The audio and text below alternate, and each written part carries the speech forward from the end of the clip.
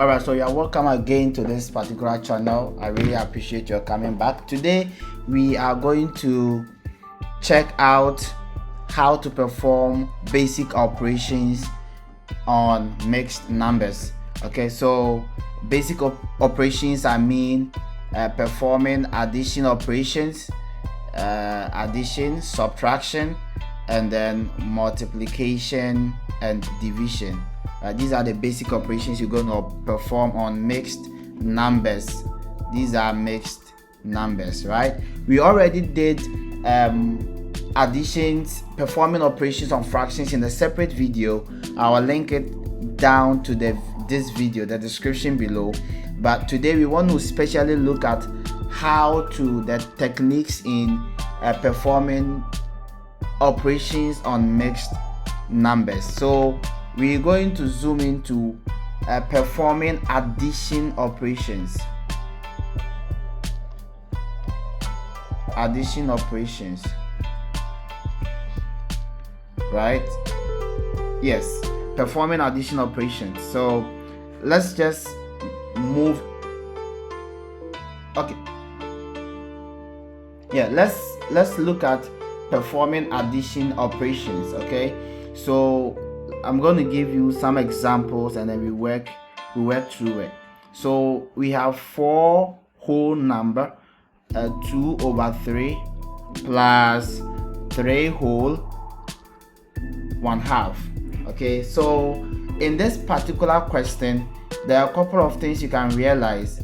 We can see that these are our whole numbers, and this is our whole number, and that is our fractional part. Our whole number and our fractional part. Okay, so there are two things we can do. First of all, we can solve this problem by adding the whole numbers. So you add whole numbers, and then you add again the fractional part, the fractions. Okay, so let's look at that technique and see. So we have 4, adding the whole number is going to be 4 plus 3. Okay, 4 plus 3, and then plus, we're going to add the fraction, which is 2 over 3 plus 1 over 2. So we have to employ all the techniques that we have studied in our previous video. So this is going to give you 7. Great. But again, we realize that this fraction here is not a fraction of a common denominator. So we want to strive as much as possible to change that to a common denominator. And we do that by multiplying each fraction by the denominator of the other fraction. So 2 over 2, right? Plus 1/2, 3 over 3. Okay, so we do that, and this is going to wind up as 2 times 2 is 4 plus 6, and then 1 times 3 is going to give us 3 plus 6. So great. So now our fraction is having the common denominator 6, and we said that when you have fractions with common denominator, you just add their numerators, and that is going to give you 4 plus 3 over 6, 7, and then 4 plus this is going to give you 7 over 6. This is where it gets trickier. Okay, this is where it gets trickier. Now we have 7 over 6. Remember, I told you in our previous video that there is no way your numerator should be greater. I mean, just note that your numerator here cannot be greater than your denominator in a mixed fraction, because you want to have a whole number. So this is what you do. Okay, if you have you can convert this improper fraction to a mixed fraction, or you can just say that if you have 7 whole number, right, this is going to be 1 whole number 1 over 6. 6 is going to go into 7 one time, and then it's going to have a remainder of 6. So if you have 7 plus 1, 7, and then again you can just add the whole numbers, and this is going to wind up as 8 whole number 1 over 6. So the trickier part is that, kindly note, you don't have to have a numerator that is greater than your denominator in a mixed fraction. It doesn't happen like that, so kindly take note of that. Let's do some more examples. Okay, so let's see. I have 4 whole number 2 over 3 plus 2 whole number 1 over 5. Now let's do that. 4 plus 2, I'm adding the whole numbers, plus 3 over 2 plus 1 over 5. Okay, now I'm going to change this one to like fractions, like denominator. So I'm going to multiply this by 5, that will give me 15. Multiply this by 5, that will give me 10. And I'm going to multiply this by 2, that gives me 2. And then 5 by 2, that gives me 10. And I have 4 plus 2 here. Great. So 4 plus 2 is going to give me 6, plus 15 plus 2, that gives me 17 over 10. Again, you realize that this is an improper fraction. Okay, so 17 over 10 is the same as 1 whole number 7 over 10. So if I do that, 6 plus 1 whole number 7 over 10 will wind up as 7 whole number 7 over 10. Okay, let's do one more example. All right, so let's look at another example. Let's look at another example here. We're gonna have 2 whole number 3 over 7 plus 1 whole number 1 over 2. Again, we are going to add the whole numbers, 2 plus 1 plus add the fractional part, 3 over 7 plus 1 over 2. Okay, so this will wind up as 3. Let's add and see. Okay, so I'm going to change this one to common denominators. It's far easier to do it that way. So multiply the whole of this fraction by 2. So numerator by 2 will give you 6. Denominator by 2 will give you 14. Numerator here, the second fraction by 7, that will give you 7 over 14. Right? So now we have 6 plus 7 will give you 13 over 14. Now here you realize that 13 over 14 is a proper fraction, and it's in its simplest form. So that is going to give you 3 whole number 13 over 14. Great. So we are going to look at the same thing applies to subtraction. So that is great. The other approach to solving this is to convert all of your mixed fractions into improper fractions. So let's solve the question we just solved. So I have 2 whole number 3 over 7. This is the problem we just solved. 1 whole number 1 over 2. Now converting this one to an improper fraction, we said that you multiply the denominator by the whole number and you add the numerator. You divide everything by your denominator, plus here you multiply your denominator by your whole number plus your numerator, divide everything by your denominator, right? So 3 times 7 is 21, plus 3 is going to give you 24 over 7, plus here you're going to have 2 times 1 is 2, plus 1 is going to give you 3 over 2. Again, if you decide to change this one to a common denominator, it means I'm going to multiply this by 2. That will give me 48 and then 14. And here this is going to give me 21 and then 14. And so adding this should give me 69 over 14. Right? So 69 over 14.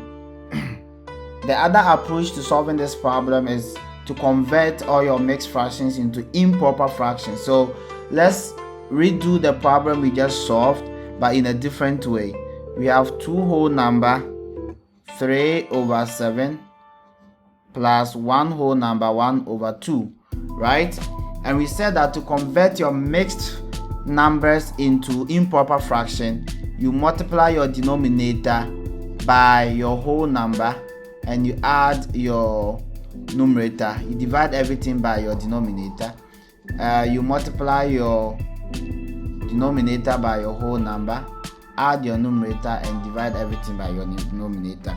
So 7 times 2 is 14. 14 plus 3 is 17 over 7 plus 2 times 1, 2 plus 1 is 3 over 2. Now to solve this, I want to convert these fractions into a common denominator. So I'm going to multiply the first fraction by 2. So 2 times 30. I'm going to multiply the second fraction by 2. So 2 times 17 is 34. 2 times 7 is 14. Then I'll multiply the second fraction by 7. 3 times 7 is 21. And so because now we have the same denominator, we can just add their numerators. 34 plus 21 all by 14. This should give me 55 divided by 14, right? And if I convert this into a mixed fraction, you would see that 14, 55. How many times does 14 go into 55? Obviously 3 times, okay? 3 times. So it goes that 3 times, and that will be 42, right? And if I subtract that, that should give me 13. So this gives me 3 whole number 13 over 14. And again, you can see that the numerator is less than the denominator.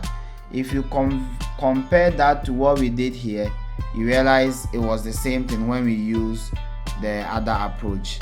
Pretty simple, same thing. So whichever approach you want to use, you can easily do it. Alright, so now we move on to multiplication, right? So you see, when we were doing addition and subtraction, we said that you could subtract or you could add the whole numbers and then add the fractional part. This is not true for multiplication. You cannot multiply the whole numbers. You cannot multiply the whole numbers and then multiply the fractions. This is incorrect. Okay, don't do this. This is incorrect. Okay, so whenever you want to multiply mixed numbers, kindly convert them to improper fractions first. That's your first step. So I have 1 whole number 3 over 4. I have times 2 whole number 1 over 2. So what I will do is to convert these into improper fractions. So again, as we did, multiply your denominator by your whole number, add your numerator to it, divide by 4. Simple. Multiply your denominator by your whole number, add your numerator to it, divide by your denominator. So here we're going to have 4 times 1 is 4 plus 3 is 7 over 4 times 24 plus 1 is 25 over 12. Now it is very simple. We said that to multiply two fractions, multiply their numerators and then multiply their denominators, right? Multiply their numerators and multiply their denominators. This will give us 175 over 48. And this can be converted to mixed fractions as 3 whole number 31 over 48. It means 48 can go into 175, 3 times, and there will be a remainder of 31. Let's do one more problem. 2 whole number 1 over 8 times 2 whole number 1 over 5. Okay, so you want to convert into improper fraction first, and as we always do, multiply your denominator by your whole number, add your numerator to it, divide by, multiply your denominator by your whole number, add your numerator to it, divide by your denominator. Here we have 2 times 8 is 16 plus 1 is 17 over 8 times 5 times 2 is 10 plus 1 is 11 over 5. So this should give us 187 over 40. How many times does 40 go into 187? As far as you can know, even 40 times 4 is 160, right? So that should be 4 times. 4 times. And if you subtract 160 from 187, that will be 20, remainder 27 over 40. That is pretty cool and pretty simple. Okay, so now let's look at the division. How do we divide mixed numbers? I mean, it's the same thing. We already talked about how to divide fractions, right? So it's the same thing, just that this time we have mixed fraction. There's just one step to it.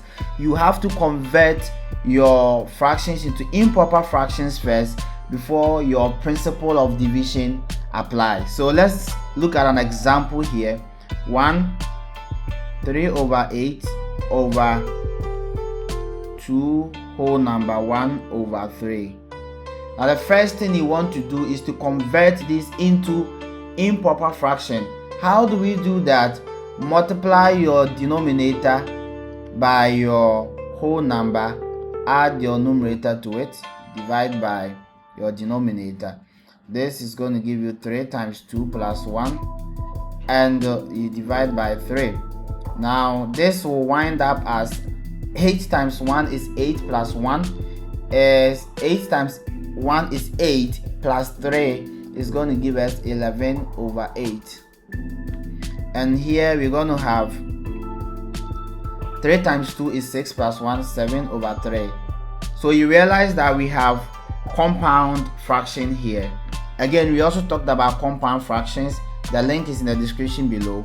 So you have 11 over 8 divided by 7 over 3. And we said that whenever you have two fractions that are dividing, you find the reciprocal of the second fraction, or you turn upside down the second fraction. So we're going to have 11 over 3 intact, but on the second fraction, instead of 7 over 3, we're going to do 3 over 7. Now this becomes multiplication, and you multiply the numerators and you multiply the denominators separately. This is going to give us 33 over, okay, that is 33 over 56.